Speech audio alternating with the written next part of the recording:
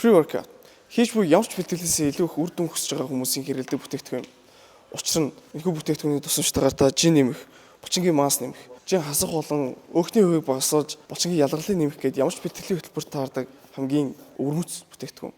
Яаж вэ гэвэл эдгээр найруулгын тусламжтайгаар бета-аланин булчингийн ажиллах чадрыг нэмэгдүүлж эрвэгнэх өвөрмөц мэдрэмжийг төрүүлдэг. L-аргинин, L-цитрулийн болон цитрулийн малат нь булчингийн цусан хангамжийг сайжруулснаар булчингийн ажиллах чадвар ихсэж нөхөн сэргэлт хурцдаг.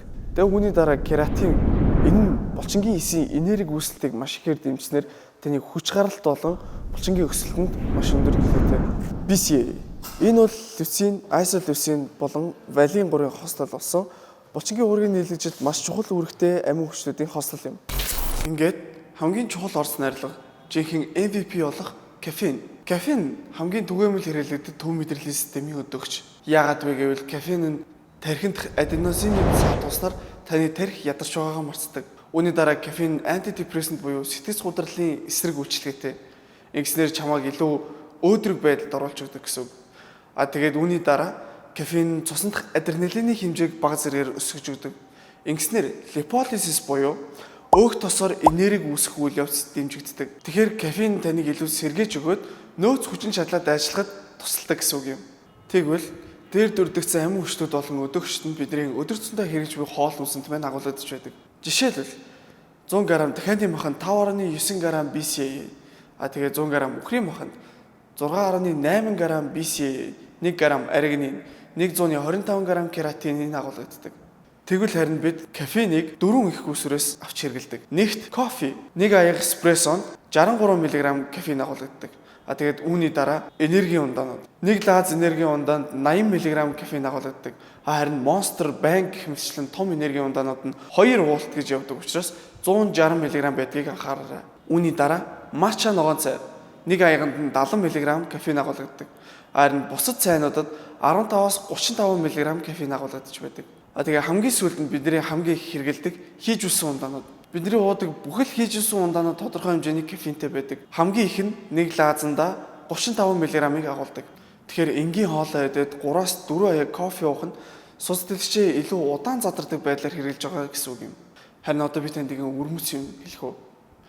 Яг цус дэлгчэн дээрх байгаа найрлагыг бид нэг дор тэр хэмжээгээр авлаа гэд биднэрт онцгой өөрчлөлт байдаггүй. Өдрийн турш бид нар тэрхүү угаасаа тэрнээс илүү их доозыг мах болон бусад уургийн их үсрээс авч байгаа. Гисэн эдэж бид цус дэлгчийг авч хэрэглэдэг. Яагаад? Учир нь бид өдөр тутамдаа хичнээн энэхүү амин хүчлүүдийг маш их хэмжээгээр хэрэглэж байгаа ч гэсэн бид яг цус дэлгчээ уугаад эрвнэх тэрхүү өвөрмөц мэдрэмжийг авч чаддаггүй. Юун түрүүнд кератиныг хоол хүнсээсээ авч хэрэглэхэд хангалтгүй байдаг. Тийм учраас дасгал хөдөлгөөн хийж байгаа хүмүүсийн нэмэлт бүтээгдэхүүнийг сонгох нь илүү ашигтай байдаг. Тэгээд та одоо бодож байж магадгүй.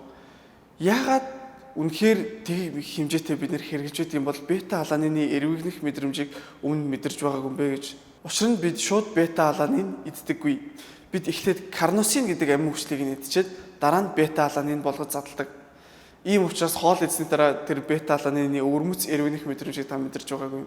Тэгэхээр цус дэлгч хэрэглэхийн хамгийн авууштай тал нь бид эдгээр амин хүчлүүд болон өдөөгчдийг хамгийн хурдан шимэгдэх байдлаар нь авч хэрэгжилж бүгдээрийнх нь үйлчлэлийг зэрэг мэдэрч байгаа гэсэн үг юм. Одоо ингээд дадал болсон хэрэглээний талаар ярилцгаая. Хэрвээ та өдөрт 3-аас 4 аяг кофе уудаг бол та цус дэлгчэнд байх кофеинаас авч болох тэрхүү өвөрмөц мэдрэмжийг мэдэрч чадахгүй гэсэн үг юм. Яагаад гэвэл бид кофенд маш амархан тосролдог. Энэ нь юу гэсэн үг вэ гэвэл та өдрийн турш 200-аас 300 мг кофеин хэрэглэдэг. Тэгээд нэг дор энэхүү доозоо авсан ч юу ч мэдрэхгүй болсон байдаг гэсэн үг юм. Дэлхийн эрүүл мэндийн байгууллагаас өдөрт 3-аас 4 аяг буюу 200-аас 300 мг кофеин хэрэглэх нь эрүүл мэндэд тань ямар нэгэн сөрөг нөлөөгүй гэсэн байдаг. Гэвч кофеин жаахан донтолчих гэдэг учраас та энэхүү доозноос хэтрүүлэхгүй байхыг хичээгээрэй. Мөн кофеин дасал болж байгаатай холбогдуулан цус дэлгчээ хэрэглэх нэг удаагийн дооз нь ихсэх гэдэг.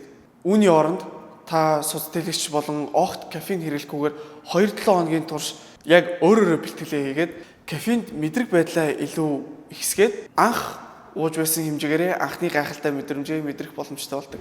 Одоо ингээд бичлэгээ дүгнж үзэх юм бол pre-workout supplement нь булчингийн үйл ажиллагааг дэмжих амин хүчлүүд болон өдөөгчдийг агуулдаг.